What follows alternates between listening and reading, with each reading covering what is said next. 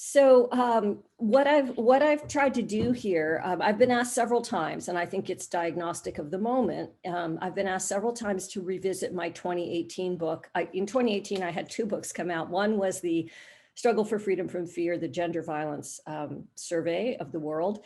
And the other was a more schematic and public-facing book called The Future of Human Rights, which came out with Polity in 2018. And it's apparently been used in a lot of classrooms. I've been asked to give a bunch of talks. And after the pause of the beginning of 2020, from the summer of 2020, I would say half a dozen people have asked me to speak, reflect. I've done a podcast for, I don't know if any of you know the Rights Track with Todd Landman. And so that seemed like an appropriate place to start. I've been working that framework, revisiting it, and trying to see where we stand now, both with the sort of pivots and turns of the late teens of the 21st century. It strikes me as a mother that, you know, we're in a developmental moment that is very similar to what a human goes through in, you know, 18, 19, 20.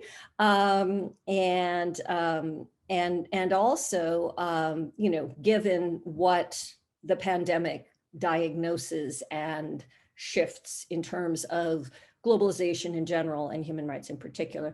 So this cover photo is actually from my 2013 book, Speaking Rights to Power, which is the previous most public-facing book that tries to outline successful strategies for human rights campaigns worldwide.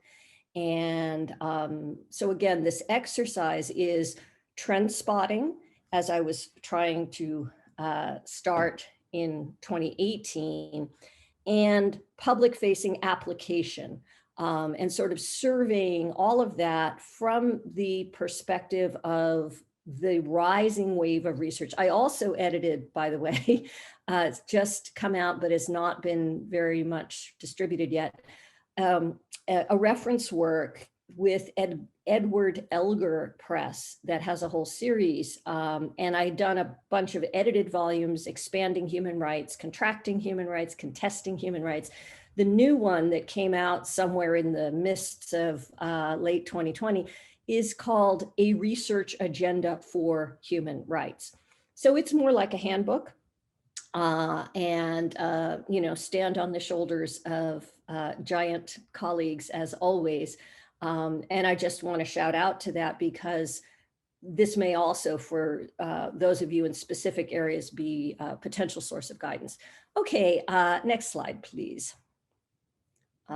Oh, sorry, and the photo in the front, you don't have to go back, but I'll just note, why did I use that photo? That's a photo that I took during a demonstration in India, where there was a sort of mass deepening democracy, anti-corruption demonstration that was drawing a cross-caste, cross-religious coalition for one of the first times. This was starting, I believe that one was in 2011. And I was struck by the symbolic representation and the claim, the man wearing the shirt that said human being, that was his essential claim. It was in English, of course, and it viscerally resonated for me with the US civil rights movement and the signs that people would hold, I am a man. So that claim of essential humanity and inclusion. So a lot of, somebody's not seeing the image. Just the photo on the first slide. Yeah. Okay. So, you know, just to mark the moment, we've had for the past decade or so competing analyses and assessments that basically are, I would put in the category, and when I teach this, certainly in a graduate setting, you know, the end times versus the rising tide.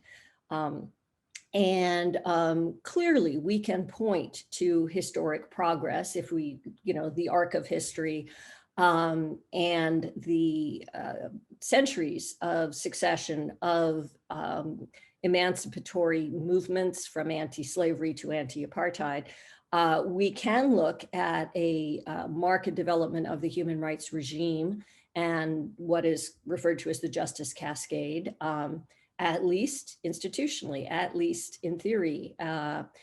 But on the other hand, we can look at hard times. I mean, refugee crisis that affects at least 65 million people at any given time, the highest level in human history, along with our increasing consciousness of gender violence and the pretty solid and growing estimate that 1 out of 3 women worldwide have been affected by gender violence.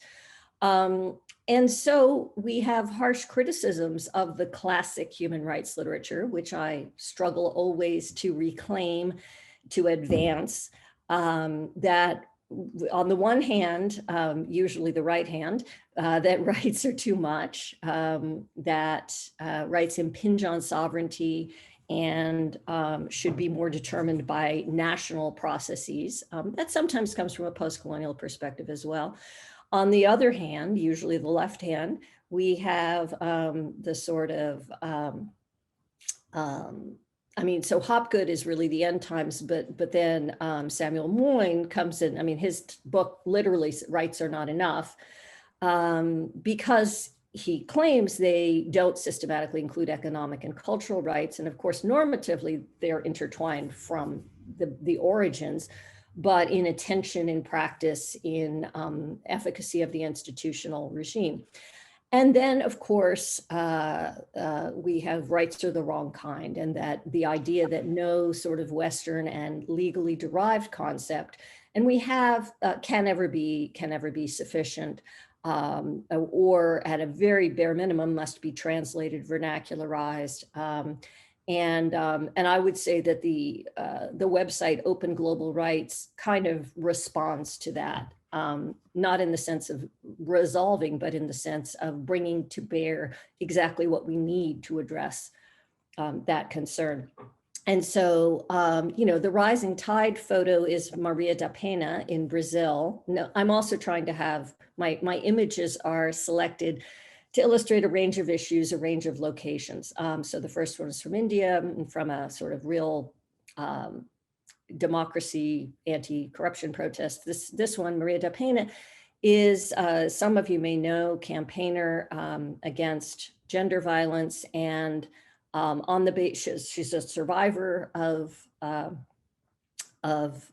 gender violence, who went on to spearhead the Brazilian women's movement's successful campaign for one of the leading laws and a whole suite of reforms of the judicial system in Brazil, which has actually had some impact, although it is, of course, tragically incomplete and skewed in various ways. But so she's reading the law that bears her name in this photo from her wheelchair that she uses as a result of her survivor status. And then, of course, Ian Curdy, the boy who was killed in his attempt to migrate across the Mediterranean. So those are kind of the contrasting images. So that's where we are. And I think that analysis is continuous with the events of 2020. Next slide, please. So how conceptually do I handle that through that arc of the books that have been discussed, starting in my 2005 Human Rights and Private Wrongs book, going through and sort of developing fully in the Future of Human Rights 2018 book. The constructivist turn for me means rights are not the answer, rights are the right questions.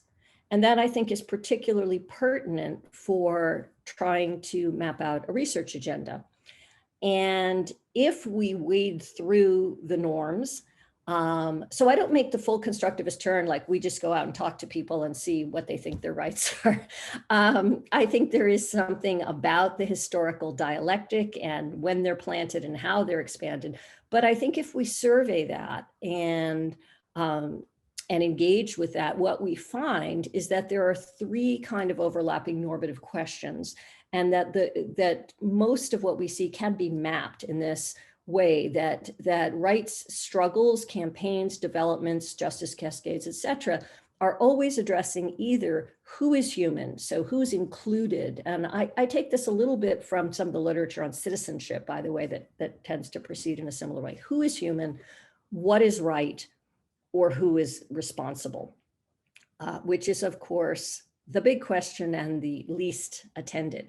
So the process, so Malala's there as, the process of ever increasing inclusion of different categories of humans, the human being claim, and also the expansion into right to education, sort of, what are labeled second generation, third generation human rights, and interdependence.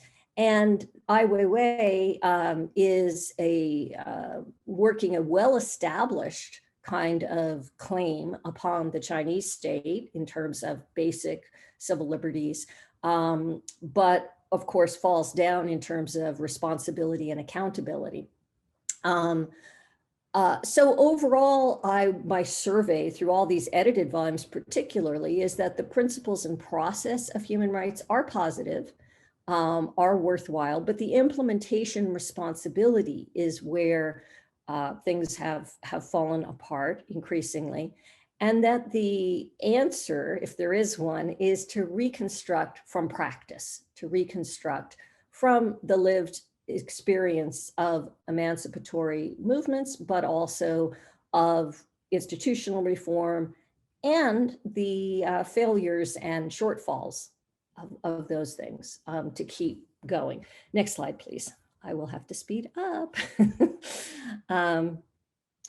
So the first thing I commend to you as a research agenda, because I was thinking, again, when I put together this book called Research Agenda, a lot of the institutional stuff, it is still important to have people studying international law, the regime, but for me, the most useful research agenda is from the standpoint of who is responsible.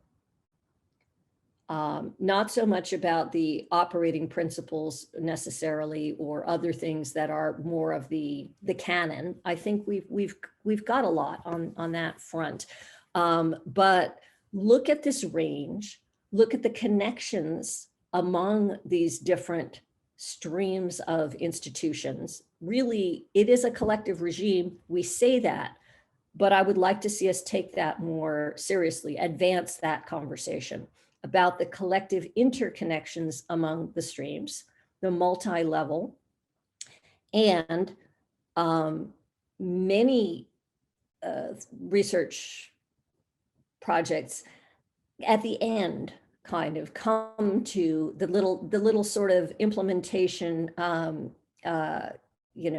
acknowledgement, the bracket paragraph, and say, now this is all great, but how are we going to implement it? Or, of course it doesn't work for some kinds of people who were less empowered to begin with. And I would really like to see that advanced further. Some people, I think, are very much attending to that. And my own book, where I took a little side road for a while on human rights foreign policy, was called Global Good Samaritans. And that was, Emily Hafner Burton has this idea of steward states. I'm not sure what's happening with that right now. I mean, I would write a different book today on that. I think that is an area where we've really slipped in the past few years. Okay, next slide.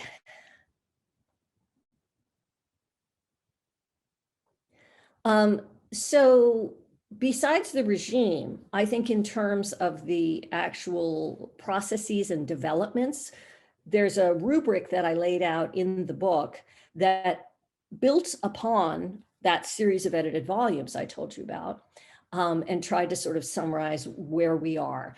And that is that no wonder we're confused. We're actually moving in 4 different directions. We're at a crossroads that keeps moving in 4 different directions. And this is where I think our research agenda can really advance. So first of all, we have gaps, historic gaps and lags, things that have never been right, that are baked into the whole sovereignty question. I have a slide about each of these coming. So, but the second thing is sort of, I would say, from the post-Cold War era, and this is a bit of a historical progression as well. So 20th century, kind of, we inherit gaps and lags. Then starting in about the 1990s, post-Cold War period, there is a tremendous expansion, mostly on norms and not so much on, and a bit on institutions, and very little on responsibility. Then from the 2010s, we see a pretty radical contraction. And people talk about backlash, people talk about, have different terms for it. But that is, I will argue, in some contrast to where we're expanding and where we're contracting. That's the first thing to note. And then, of course, there is the constructivist angle I'll always come back to, the response, contesting.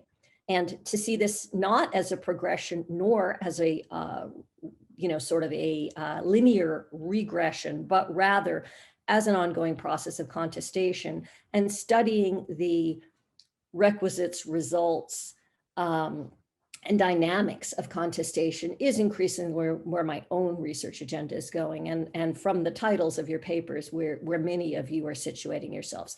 Okay, let's race through each of those detail slides so you get a better sense of what those concepts look like. So in terms of the research agenda on the gaps, in previous works, there's a piece I co-edited with Gershon and Shafir way back, in which we talk about the three key gaps. It's called People Out of Place. And so it's about migration and refugees, but also deflation of citizenship within states due to processes of globalization. So the citizenship gap is a who is human gap, an inclusion gap. The security gap is a sovereignty gap. And that's why I have 2 slides on Mexico. I was an election observer for the 2018 elections in Mexico. And they were great elections. They were really, those are transparent ballot boxes you see in the front. And, the signs of your vote is free and secret. And then you have the disappearances, which are leapfrogging up the regime, right? And there has been a little bit of accountability from the inter-American system. But the globalization gap is also a responsibility gap. The increasing prevalence and impact of rights violations by non-state actors. That's that Human Rights and Private Wrongs book. And okay, next. So that's gaps. Then the expansion. So new claims and frames, like reproductive rights, environmental justice, even the framework of femicide, and that's the Guatemalan woman in the corner. This body is mine, very similar to, I'm a human being. Don't touch, don't rape, don't kill.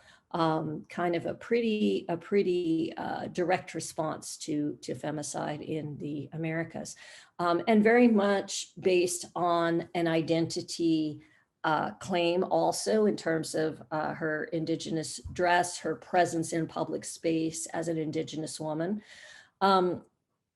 New voices and spaces, particularly health rights, which has, I think, come to bear very much in the past year. I've written a lot about the increasing international regime mechanisms for indigenous peoples. I've witnessed and participated in some of the UN and inter-American,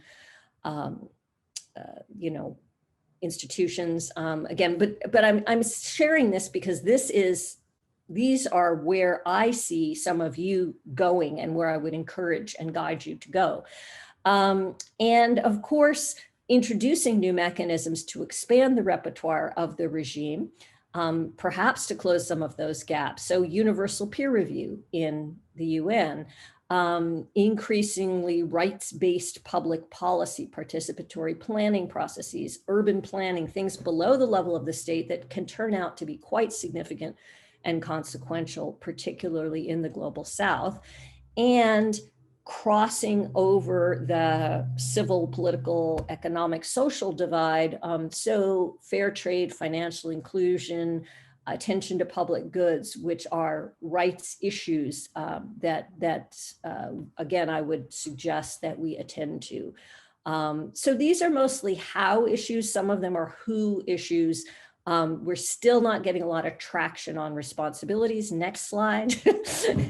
And that is exactly why from the 2010s, this contraction. And what bothers me the most, well, so many things bother me. We have a contraction of inclusion, a contraction of, who is human, a deflation of citizenship, a decline in democratic institutions and accountability worldwide. We also have a contraction and a decline in the international regime itself and these sort of counter-cosmopolitan movements and trends with the rise of illiberal powers, challenges, systematic challenges to the hard-won global institutions of the ICC and the EU. And perhaps most of all, that's another photo I took, my little, protest photo hobby I get to share with you. That's the LA Women's March about a contraction of inclusion. So these frame contests that go along with the dehumanizing backlash, we've all pointed proudly to the expansion of norms, the expansion of frames, waves and waves of inclusion. And I would say the thing that distresses and disturbs me the most in the past generation is the reversal of frames, the reversal of, that there was always a compliance gap. There was always, there's the spiral model, you get acknowledgement, but you don't get compliance and fulfillment. And now the spiral model has sort of fallen apart in its initial stage of the framing claiming because of the norm contest. So we have pushed back in terms of religiously based homophobia, anti-feminist regression, which is often very linked to patriarchal nationalism, and ethno-nationalist conflict resurgence. And I know some of you are working on this. Next slide. So, yeah, so what do we, wait a minute, I think you skipped one. Yes. So contesting gets 2 slides because, as I say, I think this is where it is very helpful and important to focus our efforts. And this is the public facing, this is the applied, this is the locating responsibilities. In the closing chapter of the future of human rights, I have a sort of, mantra, slogans that, and which I was actually a little reluctant. It was my identity as a teacher that the publisher wanted me to do this. And I finally said, all right, maybe it'll be useful for students. It turns out that it has, I'm told it's useful for activists. So use your words. And that is the promotion of, in terms of norms, in terms of recognition, who is included, not just empathy, but explaining, marketing, selling interdependence, and of course, norm translation, which we've had increasing attention to. The second one is stick together coalitions and really stressing the indivisibility of rights.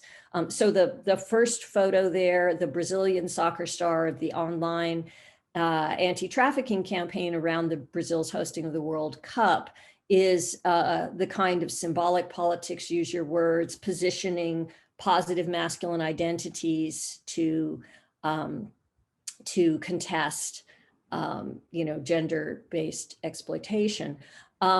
And then the Stick Together in 2019, the fall of 2019, I was fortunate enough to be in Taiwan as a Taiwan fellow, and attended the Pride Parade, which Taiwan has the most advanced LGBTQ rights in East Asia. They had just legalized same-sex marriage the previous year, and it was an amazing event because it brought regional solidarity to bear. Again, someone's carrying a sign in English. There's a little Chinese character in the corner. We're all in this together. You can't quite read the all. And then sort of the third third level of that is, circling back to the regime, use the right tool for the job. So I have moved to a very pragmatist perspective on the international human rights regime. Apologies to any, law derived scholars here. Whatever works, subsidiarity is fine, complementarity is fine. let's just see what works.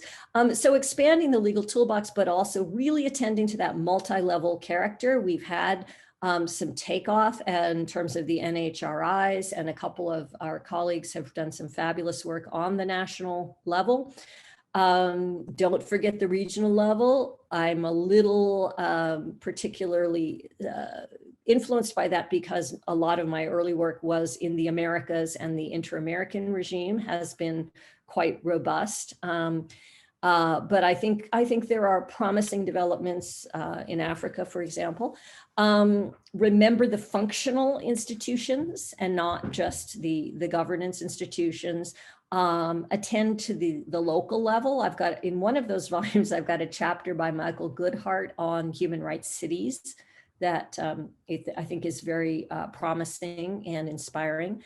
Don't forget market forces and follow the money. Okay, next, and I think last slide. So besides the concrete strategies, use your words, stick together, and use the right tool, which are about norms, institutions, and processes.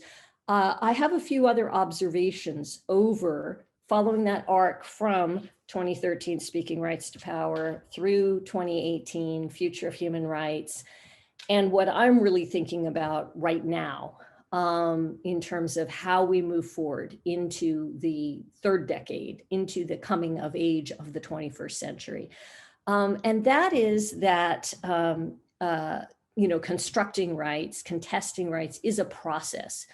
So most of us are already there, but just a reminder that we really need to be thinking about campaigns, not necessarily even about movements, and really moving, even if we're studying the legal regime, we need to be thinking about the dynamics of the legal regime, the use of the legal regime, the development of the legal regime, and not get stuck in any kind of static. I mean, you can take snapshots, but there's always got to be some motion in the picture.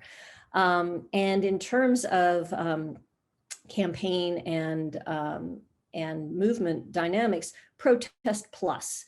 Don't forget the boycotts. Don't forget the sanctions. Don't forget the electoral, subsidiary work that goes on.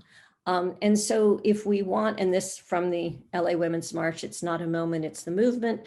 So the strategy that I have worked with movements, observed movements and campaigns, and that I think is maybe a useful rubric for any sort of public policy analysis or any kind of assessment of how far we've come, is to first look at the leverage points of any sort of human rights problem.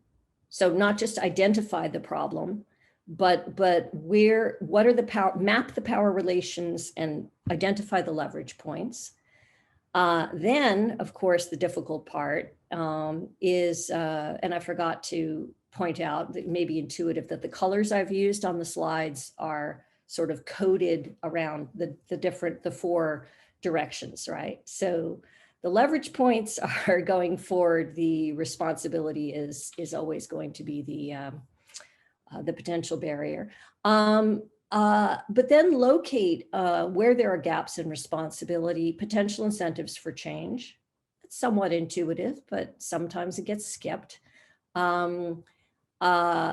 Also, in terms of fulfillment and compliance dynamics, the barriers to access. So once you've secured a change or gained recognition or expanded a mechanism, instead of just saying and accepting that, well, of course, people who are positioned differently may not be able to access this, or we know that this will work differently. Concretely lay out what are the barriers, and is there a second wave or further work that can be done? And that analysis, I think, is a powerful and somewhat less attended research agenda. And in terms of fulfillment and governance, even within the classic regime and system, to look hard, and I do see some very promising work here at, but the particular issues I think we really can hone in on usefully: state capacity, and I'm blanking on the name, but I've seen some good work on India and on Mexico, really honing in on this issue. Public-private relationships. We talk about neoliberalism and privatization and globalization, but then we've got to keep following that bouncing ball and really look at the shifting power relations and rights relationships among public and private actors, and possibly shift our strategies accordingly. And of course, the global-local relationship, which we've inherited a bit of a focus. You know, we still default to the nation state, and so just keep reminding ourselves to travel up and down among global and local forces, and to trace that. It occurs to me, I do have one more slide, but it also occurs to me, more topical slide, but it also occurs to me that I think I'm running just about toward the end of my designated time, and I had expressed some concern to Heather that we wanted to be able to have questions. So Heather, what should we do here? Is this a good place to stop and get questions? I think, yeah, this looks like a good point. We have a couple minutes left, and I know there's one question, it looks like, in the chat already. So yeah, let's take a couple of minutes before we break out into groups and right. So somebody asked, do I expand on the analytical framework in a journal article or specific book? So to some extent, this is an arc of across several books, but the four directions stuff is in 2018, The Future of Human Rights. And then I've updated a little bit in, well, the introduction to the research agenda, Edward Elgar book that came out in 2020. I talk about generations of human rights scholarship and outline a little bit more. And by the way, I know those reference books are, you know, expensive and hard to get hold of, but one of the things I like about Edward Elgar, so it's a British, you know, academic non-university publisher, is they always have chapters up for grabs online that you can just get one at a time.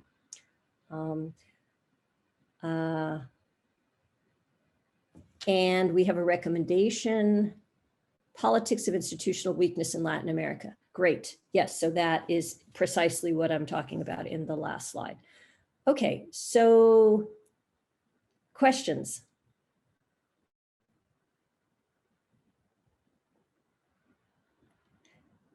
Actually, Heather, why don't you just put up the next slide so that people can see, because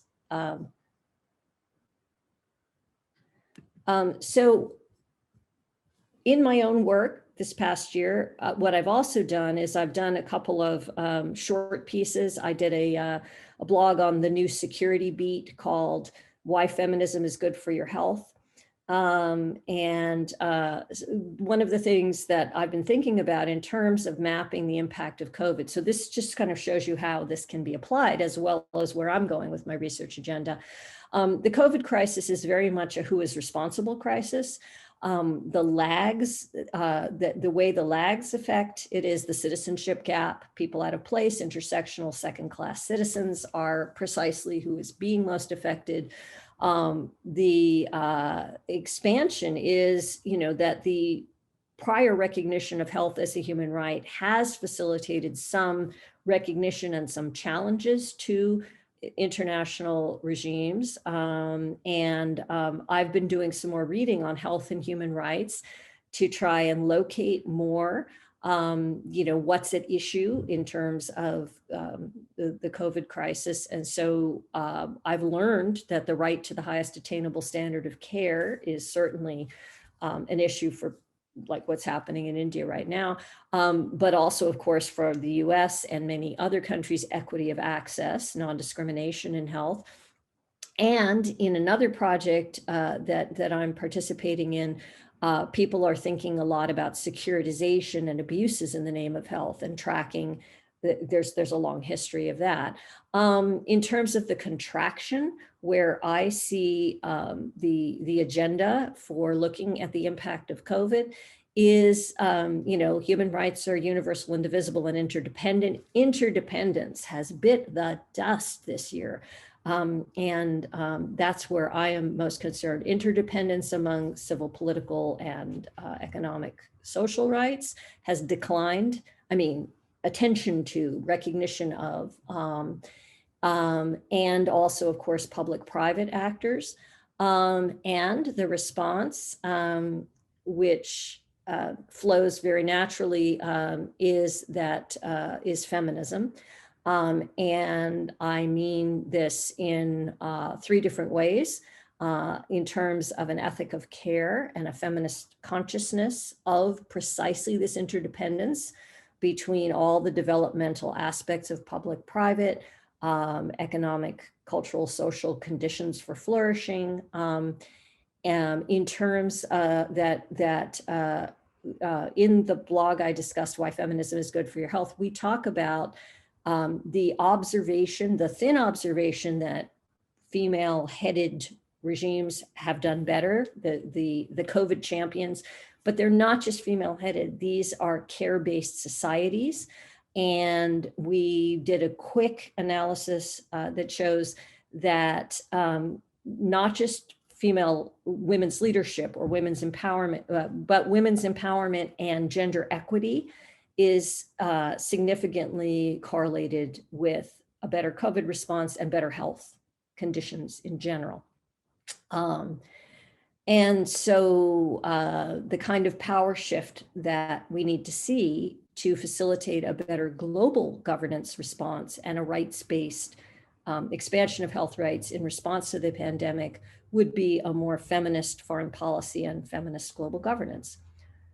So this is just an application of how we can use these kinds of frameworks to think about where the research agenda goes in response to a specific issue or development. And I hope that that's helpful, since there weren't other, some of you may have your own ideas about how you fit in or want to dialogue about that. So does that stimulate any other questions?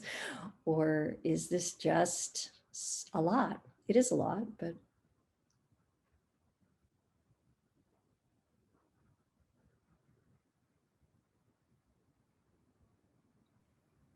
Go ahead, Meryl. Thank you. I had a question, particularly with the last point you brought up, and it ties me into research done by Professor Hinojosa and Kendall on electing women, and I believe both of them published an article recently in the Post that talked about, it discussed how in times of duress we end up electing women to sort of go in and clean up the mess. And you kind of point that out too, right, where you're discussing the rise of feminist foreign policy and global governance, particularly during this moment in time when everything has been in a state of chaos. And so I was wondering why you think this happens, but more importantly, why does it regress? Because it isn't the first time we've seen kind of a shift to a more feminist foreign policy in the global sphere, but why is this regression, why does a regression usually take place, or why would you think that that would happen? The one word answer is nationalism. The last thing that I did in 2020, before the world collapsed, in late January 2020, I hosted a workshop on populist nationalism and whether we could sort out the various rising populisms that we were seeing worldwide, and which of them were having a deleterious effect on human rights. And so I had people talking about Turkey, Hungary, the Philippines, Brazil, the US, and it's like a little workshop. And we did publish a series in, Israel. We actually had someone, and that was an interesting way to reflect on the decline in human rights in Israel. We published a little series in we have a UCSB publication called Global E. So there are little, 1,000-word interventions about each of these countries. And what people circle in on is the ways in which nationalism, the nationalist response, sort of pushes populism in a certain direction, or is part of the populist social contract, and a reaction to challenges of globalization. And of course, we see that intensified, and the countries I've named have done the worst, right? But also the more patriarchal countries have done the worst. And there's a longstanding feminist literature, and I think Mala just posted something that, yeah. Oh, okay. She's just, she's following up on the thing she posted, which is great. Anyway, so we have long noted that patriarchal nationalism, feminists have long noted that patriarchal nationalism is part of that formula. That, nationalist regimes often have, patriarchal, you can follow the bouncing ball of population policy, reproductive rights, regression. That's a long-standing historical trend. These things come together in the 21st century in that populism has always been a response to previous waves of globalization. Previous waves of populism have been a response to previous waves of globalization. But this wave of populism that has a particular nationalist character to it has had a particularly patriarchal and anti-feminist agenda, because the modernization of gender roles in particular stage of political economy is very threatening, and also the performance of masculinity is part of the bonding coalition of translating ethno-nationalism. I don't know if that makes sense. I'm being very, very shorthand here. I guess summarizing, so the populist nationalist anti-feminist agenda, and one of the ways you can really test that it is an anti-feminist agenda is that there's not just the regression in reproductive rights and the rape jokes and all of this, that there's a very systematic link to homophobia. And not just homophobic rhetoric, but campaigns. I've just recently been looking at Poland, where, the only country in Europe where abortion is now completely illegal. And they are fomenting homophobic reaction. And it's explicit in the rhetoric of the Law and Justice Party, ironically named, that nationalism, anti-feminism, and homophobia are linked, and that they're linked to resistance to Europe. They're linked to resistance to domination, with perceived domination to Europe. So we can see this really come together clearly in specific cases, but I would argue it's a worldwide trend. Alison, I think we're gonna have to cut you off right now. Thank you so much, everybody. Join me in thanking Dr. Alison Brysk for this wonderful keynote address. Alison, thank you so much. It's been a pleasure, and I will try to hang around. Unfortunately, I can't stay for all of the events today, but I will linger. I will linger. And you probably need to give someone else the, yes, so Mala's posting some great stuff. Oh, last thing about feminism. You must not miss this. The Woman Stats Project that I'm on the, it's like the editorial board, I'm a co-PI, has fabulous data and about a dozen really powerful and interesting scholars, feminist human rights scholars from several disciplines and different research agendas. So that's a good place to look.